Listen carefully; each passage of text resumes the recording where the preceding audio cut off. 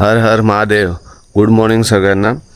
माझं नाव देवेंद्र आणि तुमचं स्वागत आहे माझ्या यूट्यूब चॅनलवरती पुन्हा एकदा.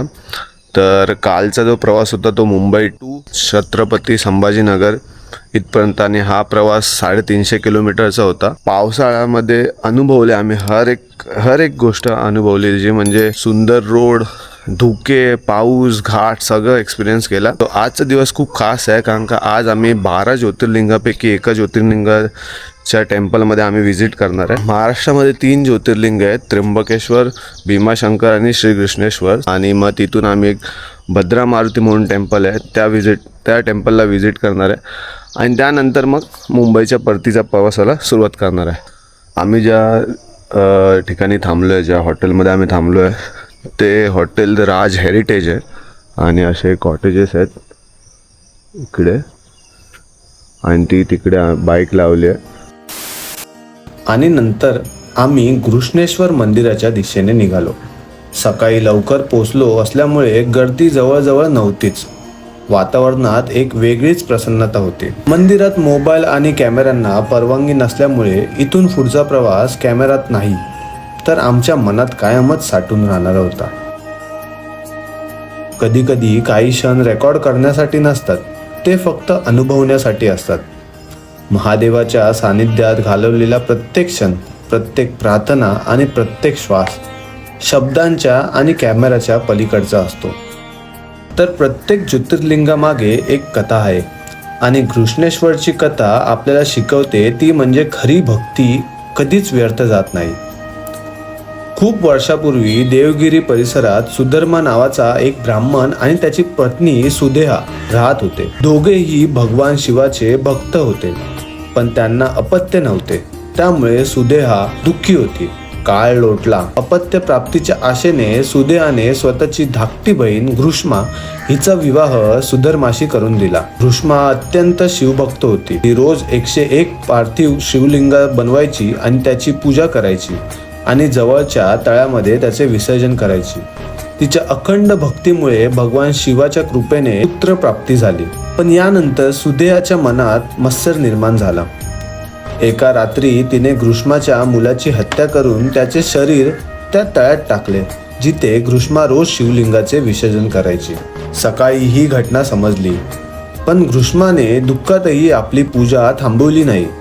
तिने पूर्ण श्रद्धेने भगवान शिवाची आराधना केली आणि नेहमीप्रमाणे शिवलिंगाचे विसर्जन केले. तिची अढळ भक्ती पाहून भगवान शिव स्वतः प्रकट झाले. त्यांनी तिचा पुत्र पुन्हा जिवंत केला आणि सुदेहाला शिक्षा देण्याची तयारी दर्शवली. पण घृष्माने भगवान शिवाला विनंती केली, प्रभो, तिला क्षमा करा. द्वेषाचा शेवट क्षमेनेच व्हावा. घृष्मेच्या करुणेने आणि निस्वार्थी भक्तीने भगवान शिव प्रसन्न झाले आणि त्यांनी त्या ठिकाणी ज्योतिर्लिंगाच्या रूपात कायमचे वास्तव्य करण्याचा आशीर्वाद दिला. घृष्मा या भक्तीच्या नावावरूनच या ज्योतिर्लिंगाचं घृष्णेश्वर किंवा घृष्णेश्वर असे नाव पडले. ही कथा आपल्याला शिकवते की खरी भक्ती ही संकटापेक्षा मोठी असते, आणि जिथे श्रद्धा, संयम आणि क्षमा असते तिथे महादेव स्वतः प्रकट होतात. तर तिथून पुढे आम्ही गेलो भद्रा मारुती मंदिरात. छत्रपती संभाजीनगर जिल्ह्यातील खुलदाबाद येथे असलेले हे मंदिर भगवान हनुमानाच्या अत्यंत दुर्मिळ रूपासाठी प्रसिद्ध आहे. कारण येथे मारुतीराय उभे नाही तर योग निद्रेत म्हणजे झोपलेल्या अवस्थेमध्ये आहेत. अशी मान्यता आहे की श्रीरामाच्या अखंड नामस्मरणात राजा भद्र इतके तल्लीन झाले होते की स्वतः भगवान हनुमान त्यांच्या समोर प्रकट झाले. भक्तीच्या त्या आनंदात ते येथे विश्रांतीसाठी आडवे झाले, म्हणून या स्नानाला भद्रा मारुती असे नाव पडले. संपूर्ण भारतात झोपलेल्या अवस्थेतील हनुमानाची मंदिरे फारच कमी आहेत, त्यामुळे या मंदिराला धार्मिक महत्त्व अधिक आहे.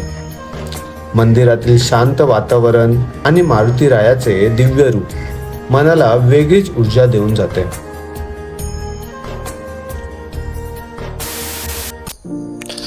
तर आत्ताच आमचं दर्शन झालंय. एक्सपिरियन्स खूप चांगला होता. घृष्णेश्वर मंदिरामध्ये व्यवस्था खूप चांगली आहे. फक्त आतमध्ये कॅमेरा आणि मोबाईल अलाउड नाही आहेत. बाकी मंदिराचा परिसर एकदम स्वच्छ आणि सुंदर आहे, आणि दर्शन पण आमचं एकदम आरामात झालं. आम्ही आलो आहे आमच्या हॉटेलवरती. आमचा ॲक्च्युली आजचा प्लॅन वेगळा होता. आज आम्हाला ॲलोरा केव्ज पण करायचे होते, पण इथे आल्यावर समजलं की ॲलोरा केव्ज जे आहेत मंगळवारचे बंद असतात. तर पहिल्यांदा असं आलं की अरे यार एवढ्या लांब आलो आणि हे राहून गेलं. पण असं समजतं की आयुष्याचं पण तसं असतं काहीतरी. जसं आपण प्लॅन करतो तसं होत नाही. काही गोष्टी आपल्याला मिळून जातात, तर काही गोष्टी आपली वाट पाहत असतात, कारण त्या आपल्याला पुन्हा त्या ठिकाणी बोलवत असतात. त्यामुळे त्या गोष्टी अपूर्ण राहतात. मे बी देवाच्या मनात पण हेच असेल की पुन्हा एकदा ह्या मी सिटीला ह्या जागेला पुन्हा एकदा विजिट करावं. त्यामुळे हे राहून गेलं आहे असं मला वाटतं. ॲलोरा केव्ज पुन्हा एकदा ह्याच रस्त्यावर येण्यासाठी लेणी वाट पाहते आमची. आम्ही पुन्हा एकदा ह्या ठिकाणी येऊ, या जागेला येऊ, पुन्हा एकदा महादेवाचं दर्शन घेऊ, मारुतीचं दर्शन घेऊ, पण त्यावेळी आम्ही लेणीचं सुद्धा दर्शन घेऊ. सो जे देवाच्या मनात आहे तेच आहे. आता वाजले आहेत 9:18 आणि आता आम्ही चेंज करतो आहे. रिटर्नच्या जर्नीला सुरुवात करायची आहे, कारण का जेवढ्या लवकर निघू तेवढ्या लवकर आम्ही मुंबईमध्ये एंटर करू. Few moments later.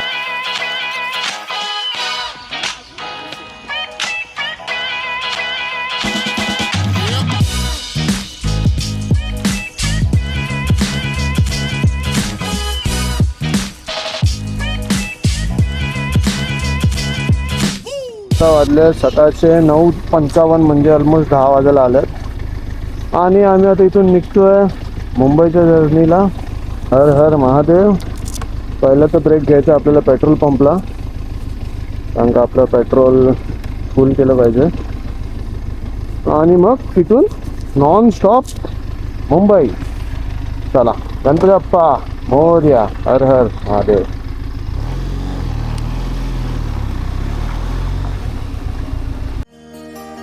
आणि अशा प्रकारे आम्ही मुंबईच्या दिशेने परतीचा प्रवास सुरू केला. रस्त्यात आम्हाला विश्वकर्मा मंदिर देखील लागलं.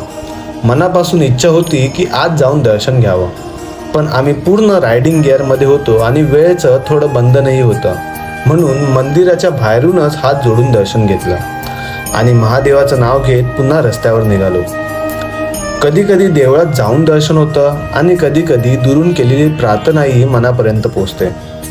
अखेर संध्याकाळी साधारण 5:30 वाजता आम्ही सुरक्षितपणे मुंबईत पोचलो. थकवा होता, पण त्याहून जास्त समाधान होतं, कारण आज आमच्या 12 ज्योतिर्लिंग यात्रेचं पहिलं पाऊल पूर्ण झालं होतं. पण ही यात्रा एका वर्षात पूर्ण होईल का? कदाचित नाही. आणि खरं सांगायचं तर ती एका वर्षात पूर्ण करण्याची घाई सुद्धा नाही, कारण माझ्यासाठी ही फक्त 12 मंदिरांची यादी पूर्ण करायची गोष्ट नाही, तर प्रत्येक ज्योतिर्लिंगापर्यंतचा प्रत्येक रस्ता, प्रत्येक प्रवास, प्रत्येक अनुभव आणि महादेवाची प्रत्येक हाक मनापासून जगण्याची इच्छा आहे. अजून 11 ज्योतिर्लिंग आणि हजारो किलोमीटरचा प्रवास बाकी आहे. आशा करतो या संपूर्ण यात्रेत तुम्ही माझ्यासोबत असाल.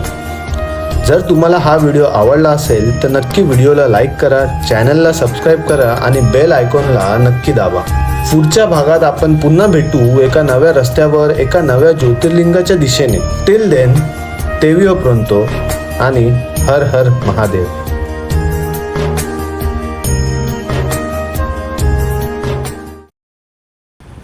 जग्गा टाकू.